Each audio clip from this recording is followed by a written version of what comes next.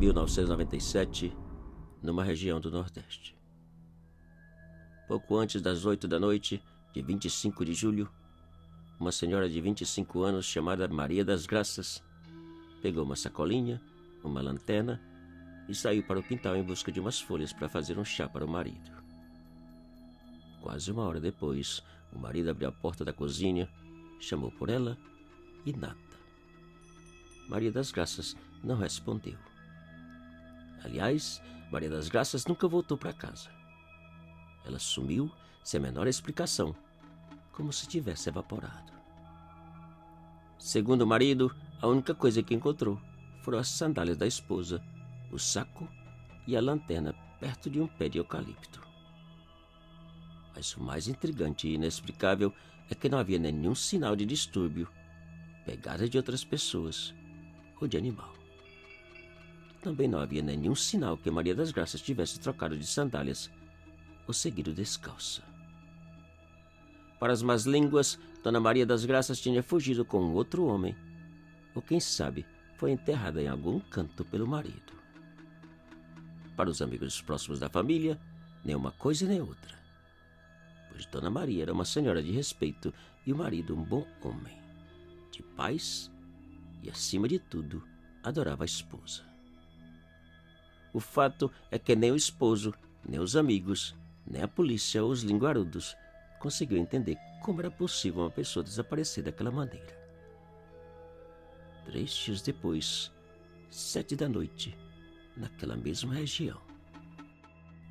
Preocupado com a filha Sueli, de 18 anos, que não regressava da casa de uma chácara vizinha, o pai resolveu ir à sua procura.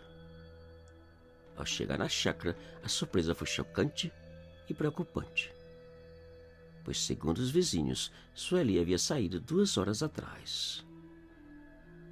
No caminho de volta, o único que o pai encontrou foram as sandálias de sua filha ao lado do carreiro.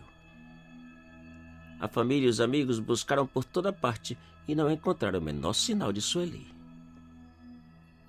2 dias depois, foi a vez de uma outra jovem de 22 anos, chamada Dedé. Naquele dia, Dedé foi até o povoado visitar os familiares e, por volta das 6 da tarde, pegou o caminho de volta para a chácara dos pais. No dia seguinte, preocupado com a filha que não chegava, o pai foi até o povoado buscá-la. Para desespero do pai, dos familiares e pavor de todos os habitantes, Dedé havia saído no dia anterior e sumido da mesma maneira de Maria das Graças e Sueli. Como nos 2 casos anteriores, o único que encontraram foi a sandália de Dedé, no meio do caminho. Daquele dia em diante, todas as mulheres casadas ou solteiras, de qualquer idade, somente saíam de casa se fossem acompanhadas de 1 ou 2 homens armados. E os dias passaram. No dia 4 de agosto, 5 dias depois do último desaparecimento, para espanto de todos, as 3 mulheres, Maria das Graças, Sueli e Dedé, apareceram caminhando pela rua principal do povoado, de mãos dadas e descalças. O alvoroço foi geral. Todos queriam saber o que havia passado e, o mais importante, quem era o sequestrador. Depois dos encontros emocionantes com os familiares e amigos, as 3 foram levadas à delegacia, onde contaram a história mais bizarra que possa imaginar. Esta é a história que Dedé contou. Já estava escurecendo quando eu peguei a estrada. A minha única preocupação era com o papai, pois sabia que não gostava que eu caminhasse sozinha no escuro. Quando cheguei mais ou menos no meio do caminho, uma luz parecendo uma lanterna gigante me cobriu e, quando despertei, estava deitada e atada sobre uma mesa metálica numa sala tão branca que pensei que estivesse no céu. Um bom tempo depois, um homem vestido todo de branco chegou e ficou tocando por todo o meu corpo com seus dedos longos e finos. Sua cabeça e seu rosto estavam todo coberto por um capacete de vidro que parecia um espelho. E eu não podia ver quem era. Eu perguntei onde estava e quem ele era, mas ele não dizia nada. apenas fazia um estranho barulho de garganta, parecido com o barulho de um leitão.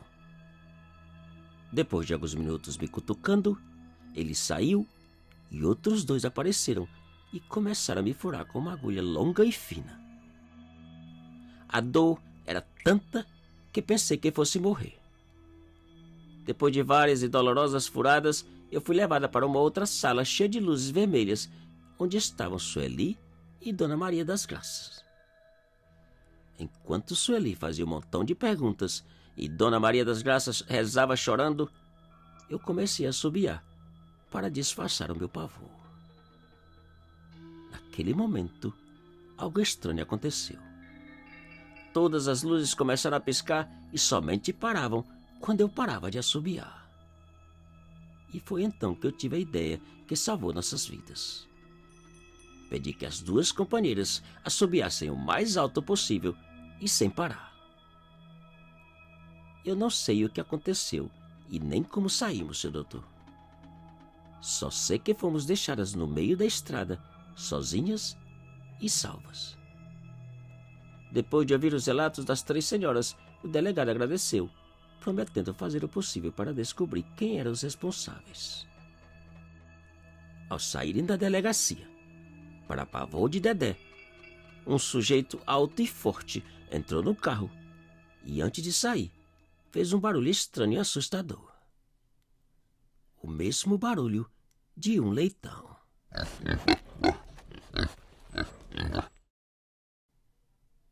Te cuida e muito obrigado.